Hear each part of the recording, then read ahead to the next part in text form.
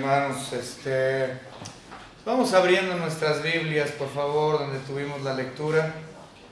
Ay, no.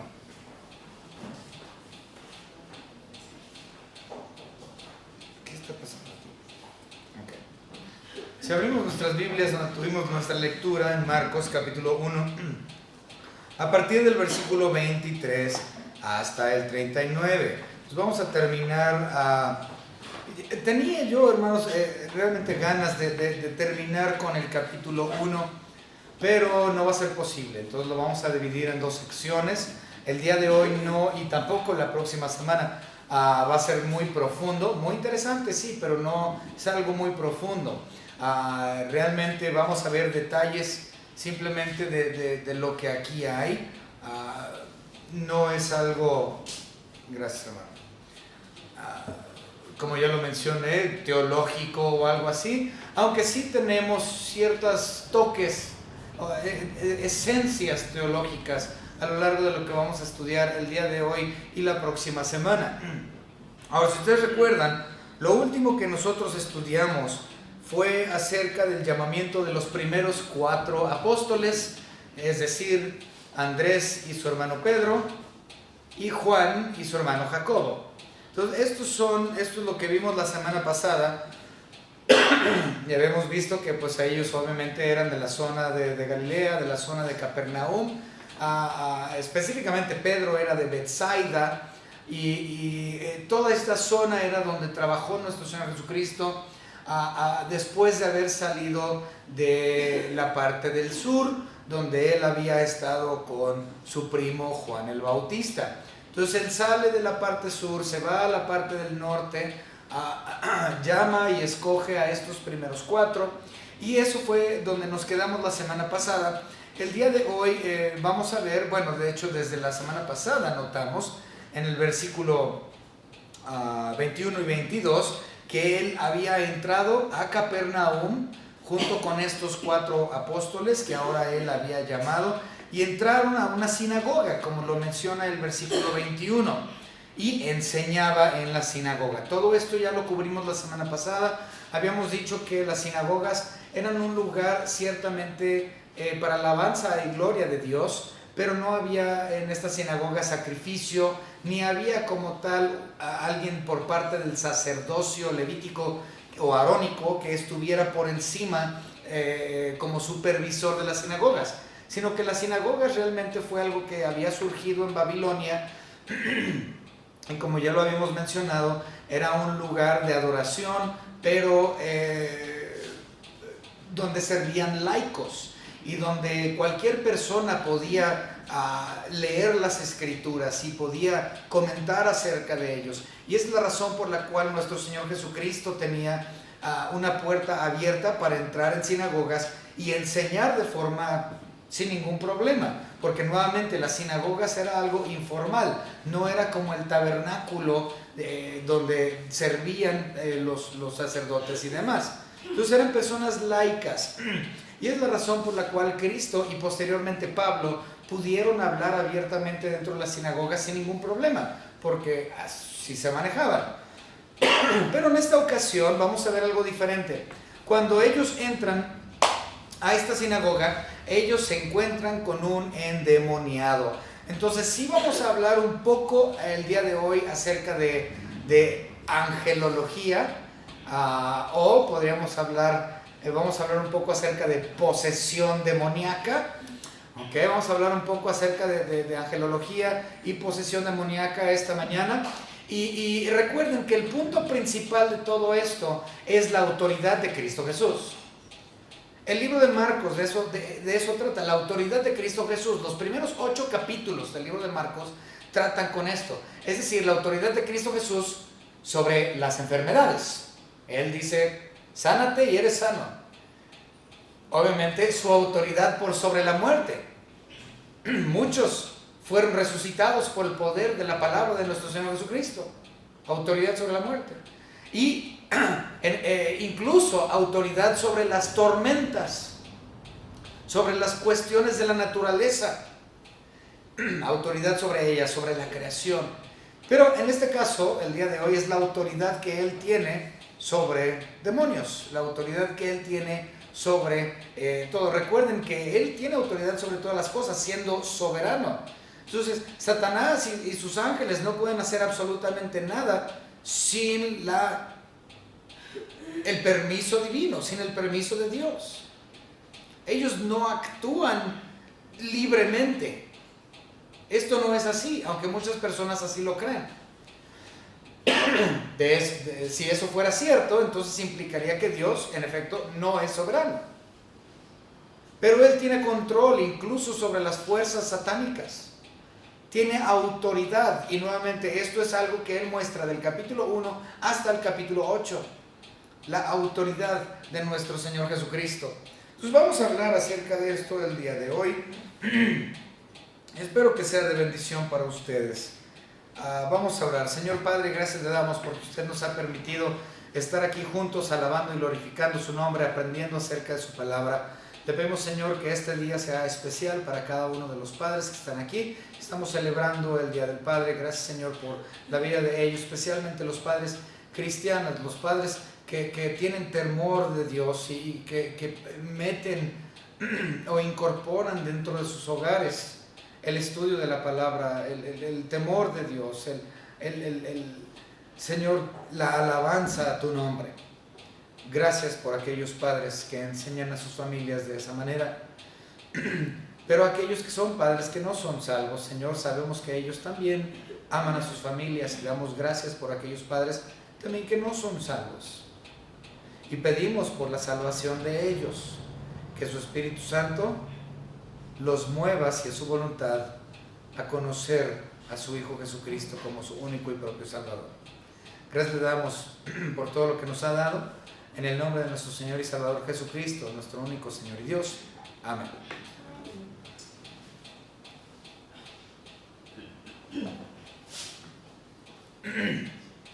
Versículo 23. Hermanos, me traje otra Biblia y no estoy acostumbrado a esta, me estoy perdiendo. A ver.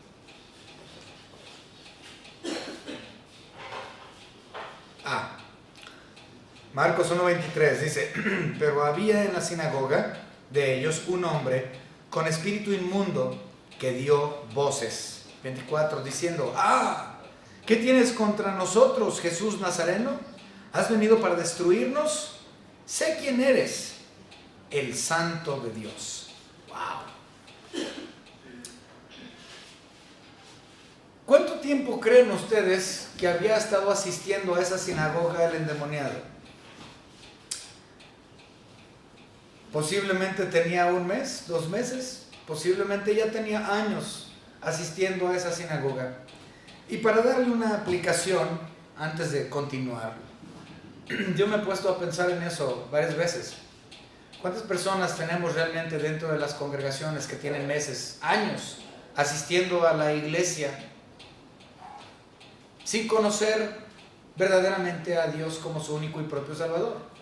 ¿Cuántas personas están dentro de la iglesia sentados por mucho tiempo, que posiblemente incluso pueden tener un espíritu inmundo en ellos? Muchas personas piensan que los demonios no pueden ver una cruz, y que los vampiros tampoco, y que no se atreven a entrar a un lugar de adoración. Pero aquí claramente podemos ver que los demonios se sientan en las bancas. Los demonios estaban ahí en la sinagoga, en un lugar de oración. Muchas veces no pensamos en eso, pero ellos tenían acceso y ahí estaban. Ahora, yo soy de la opinión, porque cuando hablamos acerca de posesión, en el Antiguo Testamento realmente no vemos ejemplos de posesión. Y posterior a la edad apostólica, realmente tampoco hay mucho movimiento en cuestión a posesión. Vemos mayormente posesión dentro de los años que nuestro Señor Jesucristo caminó sobre la tierra y también durante los primeros años de la edad apostólica. Es donde realmente vemos un mayor movimiento de lo que es la posesión. Ahora, yo soy de la opinión que a causa de esto, la razón es porque, en primer lugar, Satanás estaba poniendo a sus espías, sus demonios. Él quería saber quién era Cristo Jesús. Yo considero que Satanás utilizó a estos demonios en gran manera alrededor del pueblo de Israel, buscando cuál era la identidad de Cristo Jesús. Obviamente, cuando vimos el bautismo de Cristo, aquí mismo en Marcos capítulo 1, unos meses antes de lo que estamos viendo aquí, en el bautismo de Cristo Jesús fue que Dios Padre dijo: este es mi Hijo amado en que entiendo complacencia.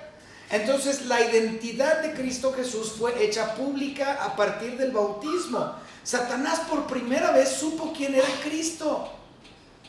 Entonces yo considero que ya toda la zona de Israel, desde 30 años antes, cuando iba a ser el nacimiento de Cristo, Satanás ya había puesto a sus demonios y sus personas ahí alrededor.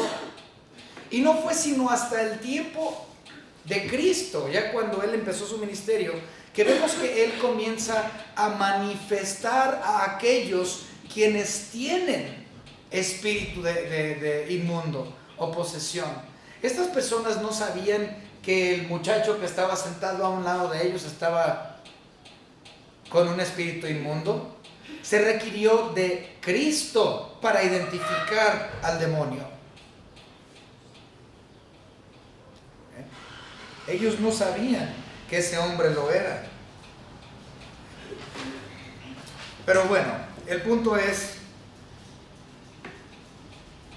ahí estaban estos espías en puestos especiales ahí por parte de Satanás. Y obviamente Cristo Jesús, siendo omnisciente, ya sabía todas estas cosas. Todo esto ya lo sabía Dios. Y ellos reconocieron a Satanás. Satanás reconoció a Cristo. Sí, ellos dijeron, ¿cómo se llama? El demonio, digo, nosotros te conocemos, sé quién eres. Dice, el Santo de Israel. Lo reconocieron. Los demonios, recuerden, son ángeles como tal. Y en algún momento en la historia de la vida de ellos servían a Dios. Ellos servían a Dios, estaban en gloria con Él, eran siervos del Altísimo, le conocían a Él personalmente. Conocían quién era Jesús. Vamos a ver otro versículo, Hechos, el libro de los Hechos. Libro de los Hechos, capítulo 19, y versículos 13 al 17. Dice la palabra de Dios. Pero algunos de los judíos exorcistas ambulantes intentaron invocar el nombre del Señor Jesús sobre los que tenían espíritus malos, diciendo: os conjuro por Jesús, el que predica Pablo. Había 7 hijos de una de Seba, judía, jefa de los sacerdotes, que hacían esto, pero respondió el espíritu malo y dijo: a Jesús conozco y sé quién es Pablo, pero vosotros ¿quiénes sois? Los demonios, siendo ángeles caídos, conocían personalmente a la persona de Cristo Jesús. Desde el momento en que ellos fueron creados por Él, le habían servido, le conocían.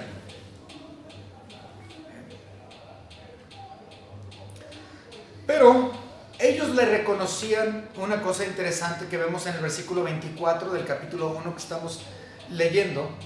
Estos demonios, o este ángel caído en este caso, estaba reconociendo nosotros lo conocemos como la unión hipostática. Este ángel reconocía la unión hipostática de Cristo Jesús. Primero le dice en el versículo 4, Jesús Nazareno, implicando su humanidad. Y el hecho que le llama el Santo de Dios, está implicando su divinidad. Por lo tanto, el ángel está estipulando Jesús hombre, Jesús Dios. ¿Okay? Entonces, el ángel le conocía personalmente y entendía su humanidad y su divinidad. ¡Wow! Ok. Muy bien. Ahora, En este mismo versículo también es claro que el demonio no solo reconocía a Jesús, sino que también tenía un temor del juicio. Observen lo que dice el versículo 24, diciendo: ¿qué tienes con nosotros, Jesús Nazareno? ¿Has venido para destruirnos? Él tenía miedo del juicio divino. Y posiblemente estaba algo confundido el ángel caído. ¿A qué me refiero? Yo creo que posiblemente cuando él finalmente se topa con Dios encarnado delante de él, este demonio que conocía de forma personal a Jesús, dice: este es el momento que vas a destruirme, implicando, este es el momento que vas a hacer el juicio contra mí y contra los nuestros y nos vas a llevar al tártaro. Va a haber juicio en contra de nosotros ya. Ahora, recuerden cuál viene siendo el mensaje que ha estado predicando Cristo. ¿Cuál viene siendo también el mensaje que estaba predicando su primo, Juan el Bautista? Venía predicando el reino. Estaban ellos predicando el reino. Posiblemente este espíritu inmundo pensaba que, porque recuerden, antes del reino que viene, ¿el juicio de quién? De los ángeles. Recuerden que antes del reino milenial tenemos el periodo de los 7 años de tribulación. Entonces 7 años de tribulación, y después de los 7 años tenemos los juicios. El juicio de Satanás, el primer juicio de Satanás, el juicio de los ángeles, el juicio de las naciones cabrito, el juicio de las naciones de ovejas, el juicio del falso profeta, el juicio de la bestia. Todos estos juicios tienen que suceder previo al reino. Entonces Cristo y Juan el Bautista están predique el reino. Y recuerden, los demonios, aunque son seres inteligentes, pero no conocen la mente de Dios. Conocen Antiguo Testamento, pero creo que había, y no son omniscientes ciertamente. Por lo tanto, considero que este ángel caído tenía cierta confusión. Posiblemente él pensó: ya es este momento del juicio, porque vienes predicando del reino, es ahora. Ahora ya es. Pero ciertamente esa no era la intención de nuestro Señor Jesucristo. Pero bueno, así es como yo lo comprendo, la confusión, o lo veo como confusión por parte de este ángel caído. Posiblemente mi postura esté errada, pero así es como yo lo comprendo en este momento. Entonces continuemos. Versículos 25 y 26 de nuestra lectura. Pero Jesús le reprendió diciendo: cállate y sal de él. Y el espíritu inmundo, sacudiéndole con violencia y clamando a gran voz, salió de él. Ok, muy bien. Primero le dice cállate, una palabra en griego que literalmente significa bozal. Dice: ponte el bozal. No es de que le estaba diciendo como nosotros, o sea, nuestra traducción dice cállate, pero en el griego literalmente significa ponte el bozal. Dios le da con autoridad 2 mandatos. Número 1, que guarde silencio, que se ponga el bozal, que se calle. Y número 2, que salga de él. Entonces, el demonio no tenía otra opción más que salir de él. ¿Por qué?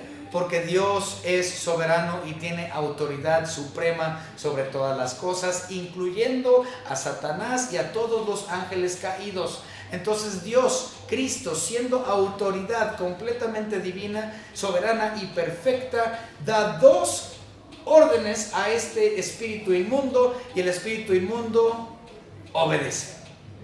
No tiene otra opción más que obedecer. Ahora, es interesante, la palabra cállate, que viene aquí, bueno, en nuestra traducción como cállate, que les menciona que es bozal. Esa misma palabra es nuevamente utilizado en Marcos más adelante, donde le dice a la tormenta que se calme, que se calle la tormenta. Ahí usa la misma palabra, bozal, poniéndole un bozal a la tormenta. Además, vamos a leerlo. Marcos capítulo 4 y versículo 39. Marcos 4, 39 es el uso de la misma palabra. Dice: Y levantándose y reprendió al viento y dijo al mar, calla, enmudece, y cesó el viento y se hizo grande bonanza. ¿Okay? Entonces ponte el bozal. Okay. Continuamos.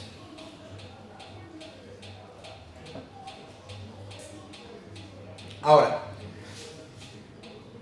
Dios Jesús calla a este ángel caído.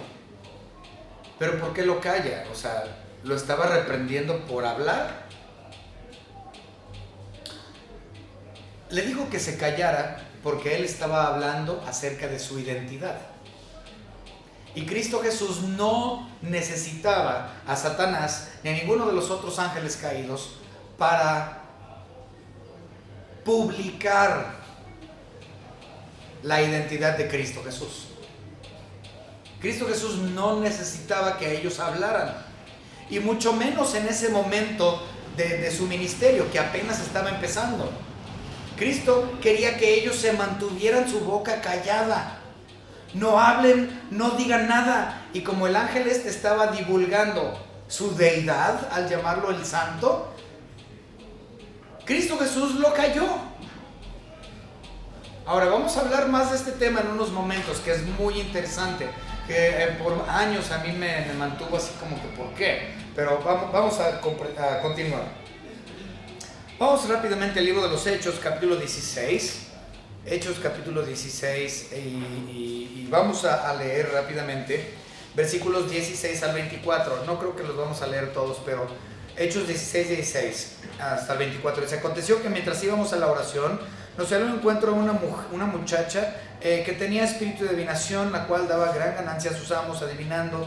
Esta, siguiendo a Pablo y a nosotros, daba voces diciendo: estos hombres son siervos del Dios Altísimo. Entonces, ¿qué estaba haciendo esta muchacha con el espíritu de adivinación? Ella estaba divulgando y diciendo: estos son siervos del Dios Altísimo, que nos anuncian el camino de salvación. Y esto lo hacía por muchos días, mas desagradando a Pablo, este se volvió y dijo: espíritu, te mando en el nombre de Jesucristo que salgas de ella. Y salió en aquella misma hora. ¿Por qué? Porque ella estaba hablando de más. Y vamos a ver muchos más ejemplos en unos momentos más, donde se les instruye: no digas nada, calla, no divulgues. ¿Okay? Y la pregunta es: ¿por qué? Si ellos estaban anunciando literalmente: este es Jesús el Dios, el Santo de Israel, estos son siervos del Altísimo, ¿por qué entonces hubo una censura? ¿Por qué Jesucristo censuró a los demonios? ¿Por qué Jesucristo censuró a las otras personas que les dijo que callasen? ¿Por qué Pablo también en este caso saca al demonio y lo censura para que no hable más? Entonces eso es muy interesante. Ahorita vamos a hablar del tema. Ok, continuamos. Al instante, obviamente, salió de él este demonio. Versículos 27 y 28 de nuestra lectura. Vamos a avanzar. Y todos se asombraron de tal manera que discutían entre sí diciendo: ¿qué es esto? ¿Qué nueva doctrina es esta que con autoridad manda aún a los espíritus inmundos y le obedecen? Para ellos era algo nuevo, porque nuevamente en el Antiguo Testamento, aunque ciertamente considero que había posesión demoníaca en el Antiguo Testamento, no hay mención de ello.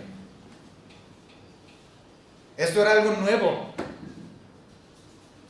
Ellos jamás se lo hubieran imaginado que con el que estaban a un lado sentado tenía un ángel caído dentro de él, un espíritu inmundo. Y de repente, y por años se sentó ahí posiblemente, entra Jesucristo y dice: este es un demonio, y lo reconoce y lo manifiesta y luego lo saca y lo expulsa. Pues esto era algo insólito, nuevo totalmente para ellos. ¿Cómo es posible? Esto es nuevo, pero ciertamente no era algo nuevo, porque todas las cosas que Cristo Jesús habría de haber hecho en el Nuevo Testamento, todo estaba profetizado en el Antiguo Testamento. El Antiguo Testamento hablaba de los milagros de Cristo Jesús y que este tipo de cosas acontecerían. Entonces no es que haya sido, bueno, la acción era nueva, pero ellos no deberían de haber estado asombrados, puesto que el Antiguo Testamento hablaba del tema.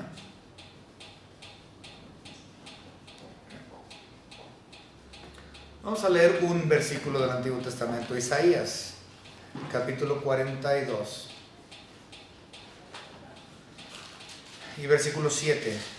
La palabra de Dios dice: para que abra los ojos a los ciegos, para que saques a la cárcel a los presos, de la casa de prisión a los que moran en tinieblas. Yo, Jehová, este es mi nombre, y a otro no daré mi gloria, ni mi alabanza a esculturas. Pues diciendo, ¿sabes qué? Ciegos van a ser hechos ver, cojos van a poder andar, gente que está en tinieblas van a ser sacados de tinieblas. Entonces, este tipo de cosas venía en múltiples lugares en el Antiguo Testamento, obviamente también en los Salmos por cuestiones mesiánicas, profecías mesiánicas, pero ellos no lo aceptaban y estaban asombrados pensando que era doctrina nueva cuando realmente no lo era. Okay. Vamos a continuar, versículo... Vamos a hablar de eso que les mencioné de la censura. ¿Por qué estaba censurándolos? Ya estamos hablando de esto de una vez. Obviamente nosotros ya leímos ahí que él censura al demonio, pero ahora veamos el versículo 44 de Marcos 1:44, que lo vamos a ver la semana que entra, en cuestión al leproso. Cuando Cristo cura al leproso, vean lo que le dice al leproso, y le dijo: mira, no digas a nadie nada, sino ve, muéstrate al sacerdote y ofrece tu purificación. A Moisés mandó su testimonio a ellos. No le digas nada, yo te he sanado de la lepra, pero mantente callado. Obviamente el leproso no hizo caso y fue y soltó la sopa. ¿Okay? Entonces lo hizo con el demonio, lo cayó. Le dijo al leproso: no digas nada. Ahora vámonos al 3:12. Ahí mismo, Marcos capítulo 3 y versículo 12. Él censura a otra persona. El 3:12 dice: mas él le reprendía mucho para que no le descubriesen. Entonces mucho tiene que ver con eso. 5:43, vámonos rápido al 5:43. Aquí nosotros leemos lo siguiente: pero él les mandó mucho que nadie lo supiese y dijo que se le diese de comer. También lo podemos ver en el 7:36 y 37. 7:36 y 37 dice la palabra: y les mandó que no dijesen nada a nadie, pero cuanto más les mandaba, tanto más y más lo divulgaban. Lenguas largas, no obedecían. Y luego aquí también en Marcos capítulo 8 versículo 26 lo vemos nuevamente: y lo envió a su casa diciendo: no entres en la aldea ni lo digas a nadie en la aldea, no digas nada, mantente callado. Y luego en el 30: pero él les mandó que no dijesen esto de él a ninguno. Y luego también lo vemos en el 9:9. En el 9:9 nosotros leemos lo siguiente: y descendió ellos del monte, les mandó que a nadie dijesen lo que habían visto, sino cuando el Hijo del Hombre hubiese resucitado de los muertos. Cristo Jesús les dijo a múltiples personas y demonios: cállense, no le digan nada a nadie de acerca de mi persona, ni de quién soy, ni de dónde vengo, ni de quién voy. ¿Por qué?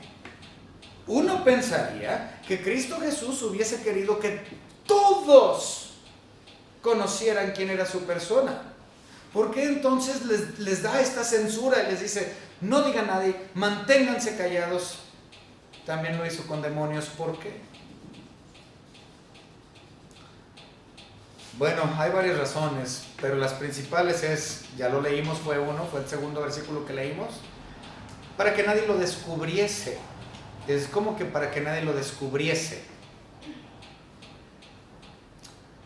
Había un problema, y lo cual se dio de todos modos. Eventualmente estuvo dentro de los planes de Dios igualmente.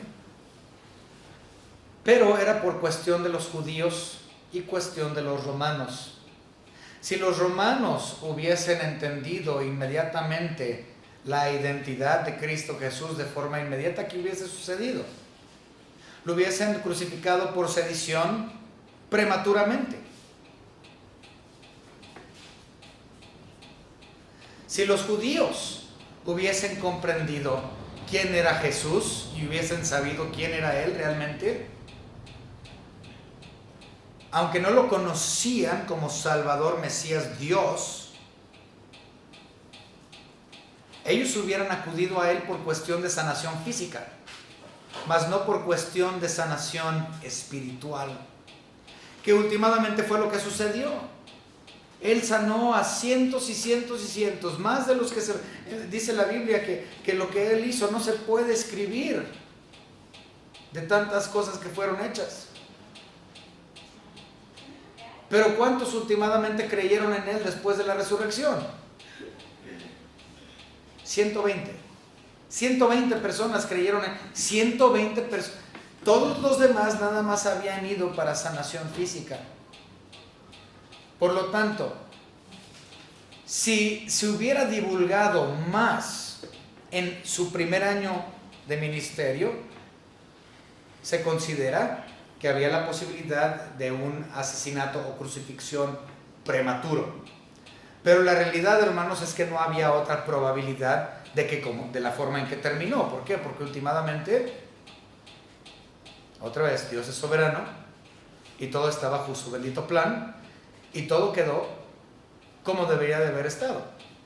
No había otra probabilidad. Esto es muy interesante y ciertamente nos abre un panorama grandísimo y podemos hablar de este tema por horas, pero no lo vamos a hacer. Vamos a continuar entonces con este asunto de posesión demoníaca. Ok. Posesión demoníaca. Ok, yo sé que hay muchos cristianos que tienen un problema muy grande. Tienen miedo de la posesión demoníaca. Pero déjenme decirles algo.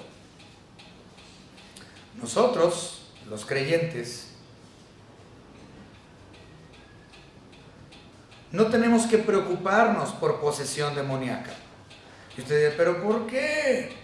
Ciertamente Satanás está como león rugiente buscando a quien devorar, como dice 1 de Pedro capítulo 5 y versículo 8, y tantos cristianos dicen, entonces vendrá el Satanás buscando a quien devorar y si me agarra a mí.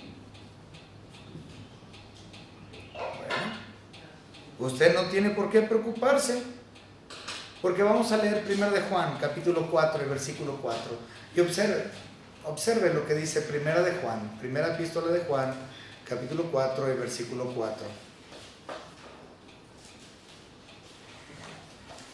Dice la palabra de nuestro Señor Dios: hijitos, vosotros sois de Dios y los habéis vencido, porque mayor es el que está en vosotros. ¿Quién está en vosotros? Es el Espíritu Santo. ¿Y quién es el Espíritu Santo? Dios. Y dice que el que está en el mundo. Entonces, el Espíritu Santo mora en el creyente, Dios. Y Él es mayor que Satanás. Y si este hogar ya está ocupado por posesión del Espíritu Santo, no hay lugar para ningún demonio. Otra forma muy lógica de entenderlo es: donde hay luz, no puede haber tinieblas. Entonces, posesión demoníaca en la actualidad por parte de una persona que es salva no existe.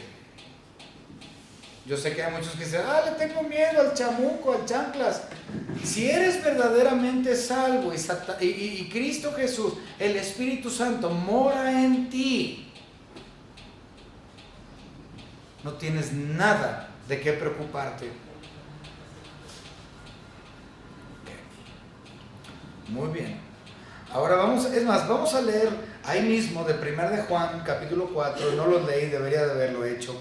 Pero vamos a leer los primeros 3 versículos. Ya leímos el 4, pero vamos a leer el 1, 2 y 3 de 1 de Juan 4. Ok. Fíjense lo que dice. Dice: amados, no creáis a todo espíritu, sino probad los espíritus si son de Dios, porque muchos falsos profetas han salido por el mundo. Es decir, que la iglesia apóstata, o las iglesias, hay apóstatas dentro de la iglesia. lo que está diciendo. Hay maestros falsos dentro de la iglesia y dice que son espíritus. La apostasía entonces es algo creado por Satanás para destruir lo que Dios ha hecho. Y estos falsos maestros entonces contienen espíritus inmundos. Los apóstatas, existe todavía posesión demoníaca en iglesias, igual como este endemoniado en la sinagoga, y nadie los identifica. Dice, pero si tú eres salvo, si el Espíritu Santo mora en ti, escudriña los espíritus, observa si lo que se está diciendo doctrinalmente es verdadero, y si no es verdadero, entonces es un espíritu del mal. Entonces continuamos leyendo, versículo 2. En esto conoced el Espíritu de Dios. Todo espíritu que confiesa que Jesucristo ha venido en carne es de Dios. Y todo espíritu que no confiesa que Jesucristo ha venido en carne no es de Dios. Y este es el espíritu del anticristo, el cual vosotros habéis oído que viene y ahora ya está en el mundo.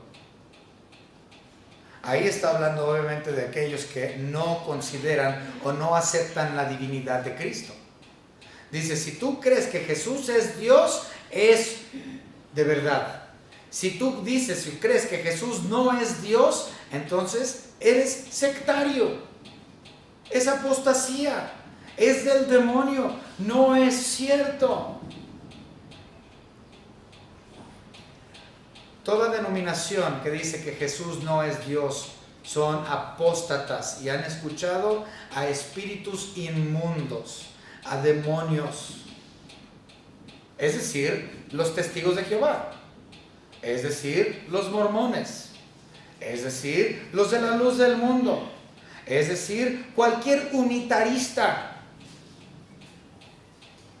Han sido corrompidos por espíritus satánicos, por espíritus de demonía, por ángeles caídos. Pero un verdadero cristiano debe probar esos espíritus por medio de la palabra. Y si el Espíritu mora en ti, vas a poder discernir. Pero recuerden, cuestión a posesión, el cristiano no puede ser poseído, porque más grande es aquel que mora en ti que el que está en el mundo. Por eso la Biblia nos dice en Efesios capítulo 6 que nos pongamos toda la armadura de Dios.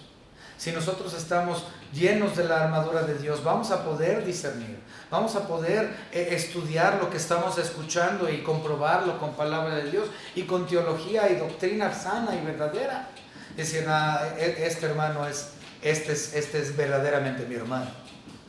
O decir, no, este es un demonio. Muy bien. Vamos a continuar. No nos vamos a atorar aquí. Vamos a continuar.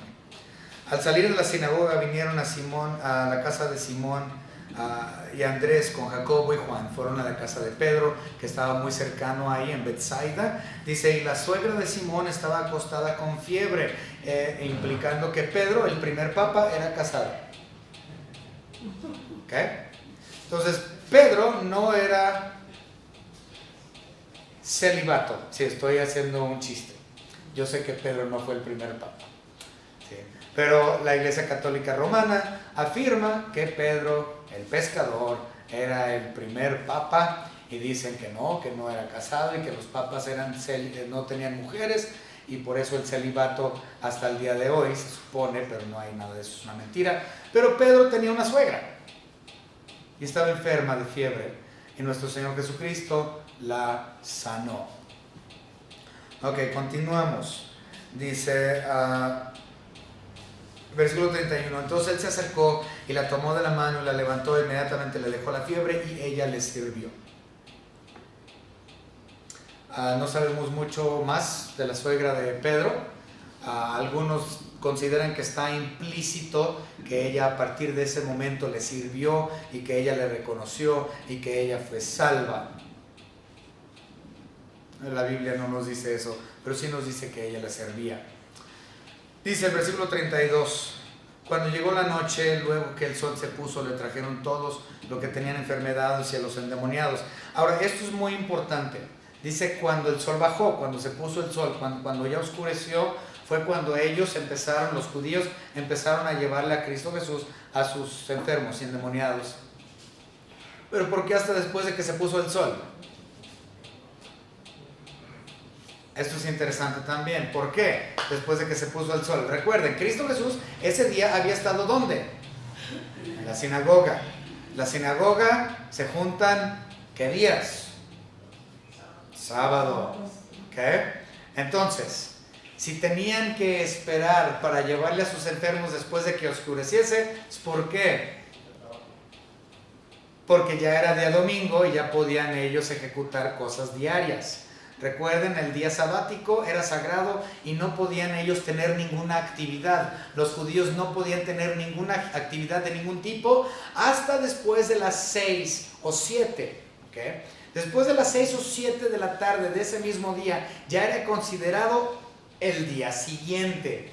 Por lo tanto, después de que oscureció, fue que todos los judíos podían finalmente ir y acudir a Jesús el mismo día sabático, pero únicamente después de la puesta del sol, para que no fuera considerado sabático, sino domingo. Si ellos hubieran llevado a sus enfermos a Cristo durante ese mismo día, pero previo a que se metiera el sol, ellos hubieran quebrado entonces la ley y hubieran tenido problemas con el sacerdocio y con un montón de fariseos y demás. Entonces tenían que obedecer la ley de Dios y esperarse después de las 6 o después de la puesta del 7, después de la puesta del sol. Que es interesante notar eso también. Ok, continuamos para ya darle finalidad a esto. Dice...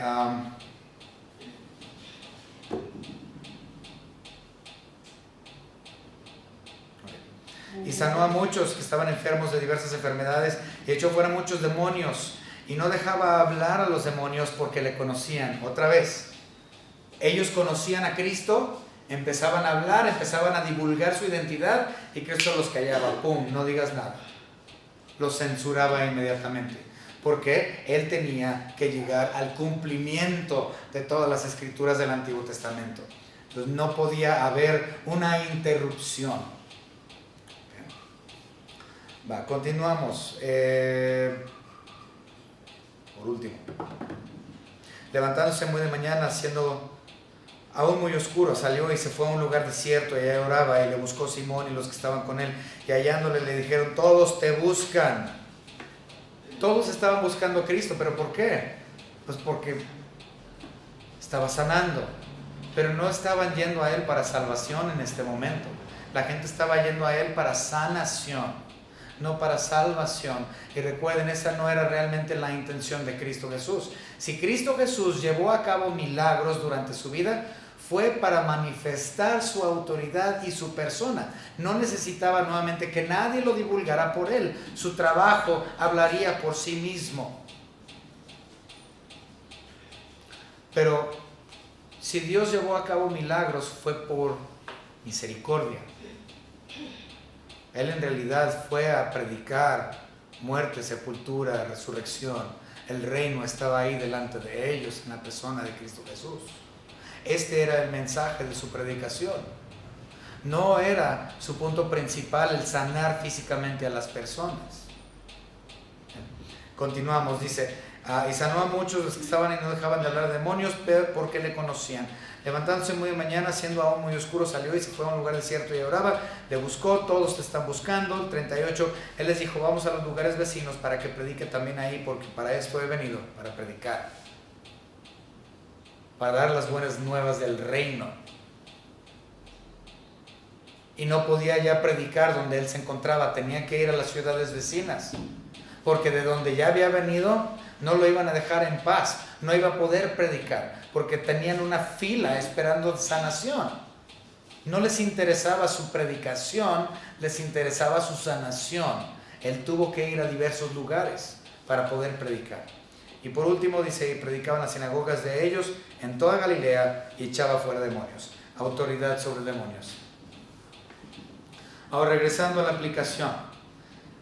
Hay personas que entran a la iglesia y se sientan y tienen meses o años en la iglesia y no sabemos, ellos dicen que son salvos y chance hasta tienen las palabras adecuadas para que nosotros consideremos que lo son, pero últimamente quien conoce los corazones y discierne los corazones es Dios, es el Espíritu Santo.